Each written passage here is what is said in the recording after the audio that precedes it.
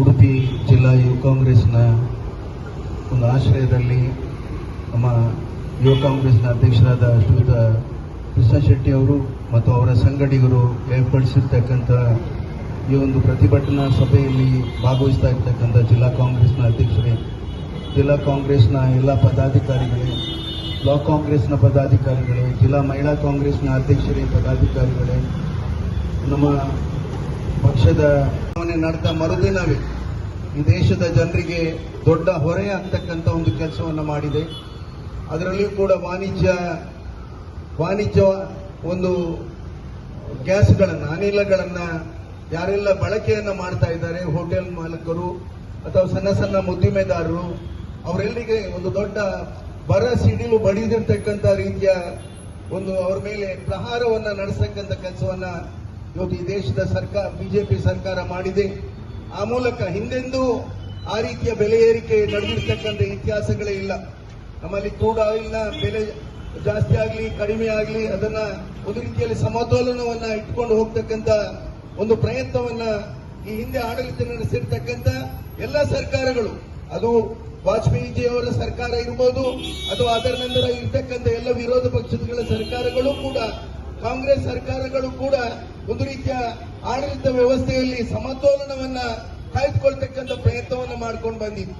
ಆದ್ರೆ ಇವತ್ತು ಬಿಜೆಪಿ ಸರ್ಕಾರ ಯಾವುದೇ ರೀತಿಯ ಆಡಳಿತದಲ್ಲಿ ಸಮರ್ಪಕವಾಗಿರ್ತಕ್ಕಂಥ ನಮ್ಮ ಆಡಳಿತವಾಗಿರ್ತಕ್ಕಂಥ ಸರ್ಕಾರ ನಮ್ಮ ವಿದೇಶಾಂಗ ನೀತಿಯನ್ನು ಕೂಡ ಸಮರ್ಪಕವಾಗಿ ಮಾಡದೆ ಇವತ್ತು ನಮ್ಮ ದೇಶದ ಒಂದು ದೊಡ್ಡ ನಮ್ಮ 150 ಕೋಟಿ ಜನರ ಭಾವನೆಗಳನ್ನು ಕೂಡ ಸರಿಯಾದ ರೀತಿಯಲ್ಲಿ ಅರ್ಥವನ್ನು ಮಾಡದೆ ಈ ದೇಶದಲ್ಲಿ ಒಂದು ರೀತಿಯ ಪ್ರತಿದಿನ ಎಲ್ಲ ವಸ್ತುಗಳಿಗೆ, ದಿನಬಳಕೆಯ ವಸ್ತುಗಳಿಂದ ಹಿಡಿದು ವಾಣಿಜ್ಯ ಉಪಕರಣಗಳ ಜೊತೆಯಲ್ಲಿ ಎಲ್ಲಕ್ಕೆ ಇದಕ್ಕೂ ಇವತ್ತು ಬೆಲೆ ಇರ್ತಕ್ಕಂಥ ಕೆಲಸವನ್ನ ಮಾಡಿ ಜನಸಾಮಾನ್ಯರನ್ನ ಒಂದು ರೀತಿಯಲ್ಲಿ ಬಡತನದಿಂದ ಮತ್ತಷ್ಟು ಬಡತನಕ್ಕೆ ಇಳಿಸತಕ್ಕಂಥ ಒಂದು ಪ್ರಯತ್ನವನ್ನ ಇವತ್ತು ಮಾಡಿದೆ. ವಿಶೇಷವಾಗಿ ಇವತ್ತು ನಾವು ಅರ್ಥ ಮಾಡಿಕೊಳ್ಳಬೇಕಾಗಿದೆ, ಈ ಒಂದು ಮಟ್ಟಕ್ಕೆ ನಮ್ಮ ಬೆಲೆ ಏರಿಕೆ ಮಾಡತಕ್ಕಂಥದ್ದು ಒಂದು ಸಿಲಿಂಡರ್ನ ಮೇಲೆ ಇವತ್ತು ಆ ಸಿಲಿಂಡರ್ನಲ್ಲಿ ಇರ್ತಕ್ಕಂಥ ಒಂದು ಎಷ್ಟು ಲೀಟರ್ ಅಥವಾ ಎಷ್ಟು ಲೀಟರ್ ಇವತ್ತು ಅನಿಲಗಳಿದೆ, ಆ ಅನಿಲಗಳಿಗೆ ಹೊಂದತಕ್ಕಂಥ ರೀತಿಯಲ್ಲಿ 1,000ಕ್ಕೂ ಹೆಚ್ಚು ಅದನ್ನ ಬೆಲೆ ಇರಿಸತಕ್ಕಂಥ ಅವಶ್ಯಕತೆ ಇದ್ದೇ ಎಂಬುದನ್ನು ಇವತ್ತು ಅವರು ಮಾಡಬೇಕಾಗಿದೆ. ಇದನ್ನು ತಕ್ಷಣ ಸರ್ಕಾರ ಮರುಪರಿಶೀಲನೆ ಮಾಡಬೇಕಾಗಿದೆ. ಇವತ್ತು 100 ಹೋಟೆಲ್ಗಳು, ಆದ್ರೆ ಈ ಗೃಹ ಬಳಕೆಯ ಏನು ವಾಣಿಜ್ಯ ಬಳಕೆಯ ಏನು ಗ್ಯಾಸ್ ಉಂಟು, ಕೇವಲ ಹೋಟೆಲ್ನವರಿಗೆಲ್ಲ, ಇವತ್ತು ಜನಸಾಮಾನ್ಯರೆಲ್ಲರಿಗೂ ಅದರಿಂದ ತೊಂದರೆ ಆಗುತ್ತಾ ಕಾಣ್ತೀವಿ. ಯಾಕೆಂದ್ರೆ ಹೋಟೆಲ್ನವರಿಗೆ ನೀವು ಒಂದು ಈಗ ಚಿಕ್ಕ ಪುಟ್ಟ ಹೋಟೆಲ್ಗಳುಂಟು, ಅವರಿಗೆ ದಿವಸಕ್ಕೆ 1 ಅಥವಾ 2 ಅಂಡೆ ಸಿಲಿಂಡರ್ ಕೊಡೋದಾದ್ರೆ ಅದಕ್ಕೆ ಸುಮಾರು 2,000 ರೂಪಾಯಿ ತನಕ ಜಾಸ್ತಿ ಖರ್ಚಾಗುತ್ತೆ. ಆ ಖರ್ಚನ್ನು ಎಲ್ಲಿ ಹೇಗೆ ಬಳಸಬೇಕು? ಆ ಖರ್ಚನ್ನು ಅವರು ಜನರ ಮೇಲೆ ಅದರ ತಿಂಡಿಯ ರೇಟ್ ಅನ್ನು ಜಾಸ್ತಿ ಮಾಡಿ ಜನರಿಂದ ವಸೂಲಿ ಮಾಡಬೇಕಾಗ್ತದೆ. ಇಲ್ಲಾಂದ್ರೆ ಆ ಹೋಟೆಲ್ ಬಂದ್ ಆಗ್ಬಿಡ್ತದೆ.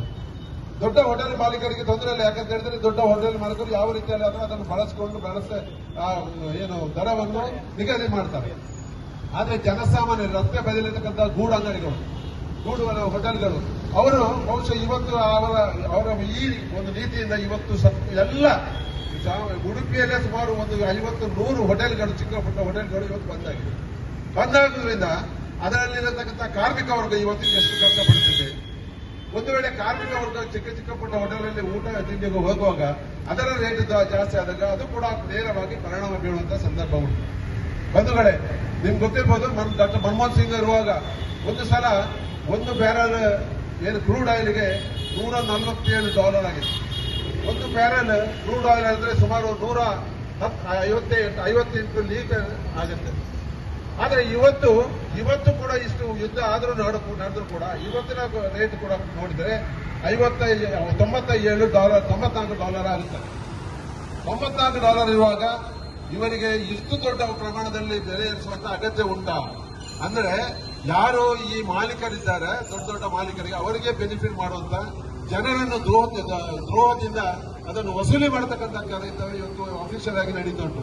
ಆದ್ರಿಂದ ಈ ಒಂದು ಕೇಂದ್ರ ಸರ್ಕಾರದ ಈ ಒಂದು ಏನು ಪುದಿನ ನೀತಿ ಉಂಟು, ಇದನ್ನು ನಾವು ಪ್ರತಿಭಟಿಸ್ತೇವೆ. ನಮ್ಮ ರಾಜ್ಯದ ಎಲ್ಲ ಯುವ ಕಾಂಗ್ರೆಸ್ ಅವರು ಎಲ್ಲಾ ಕಡೆಯಲ್ಲಿ ಕೂಡ ಈ ಪ್ರತಿಭಟನೆ ನಡೀತಾ ಉಂಟು.